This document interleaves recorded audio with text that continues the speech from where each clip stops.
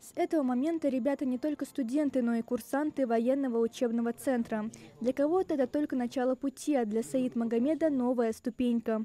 Он учится на 3-м курсе экономического факультета Ингушского госуниверситета. В военный учебный центр Саид Магомед поступил в прошлом году, пройдя конкурсный отбор. Признается, что совмещать учебу на экономическом факультете и военном учебном центре непросто, но он с этим успешно справляется, ведь главное, по его словам, желание и дисциплина. Мы сюда ходим один раз в неделю, это суббота, 7:40 у нас построение. Конец нашего военного учебного дня 17:50. Учеба у нас, в принципе, хорошая, получаем очень много информации.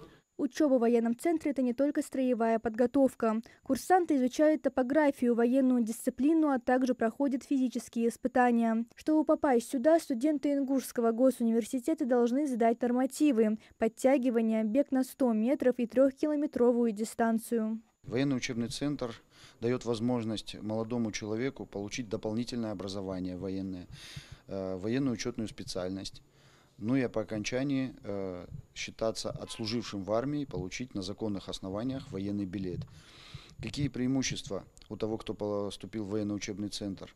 Основное это, наверное, то, что молодой человек не отвлекается от обучения своей основной специальности, не тратит год и не прерывает свое обучение, ну и в дальнейшем не прерывает свой трудовой стаж, а уже трудится на благо Родине по своей основной специальности. Среди тех, кто успешно продолжает обучение, и 19-летний Ахмат Хадзиев. Он учится на 3-м курсе юридического факультета и теперь перешел на 2-й курс военного учебного центра.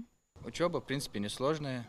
Надо приходить только один раз в неделю, проводят лекции, строевая подготовка, разборка оружия, но все связанное именно с военной тематикой. Мне все нравится. Условия хорошие. Военный учебный центр на базе Ингушского госуниверситета открыт в 2024 году. По поручению президента они создаются по всей стране. Программа обучения рассчитана на 2 года. После завершения выпускники получают не только военный билет, но знания и навыки, которые точно пригодятся им в жизни. Мария Амбата, Маулгирия Хильгов, Магаз 24.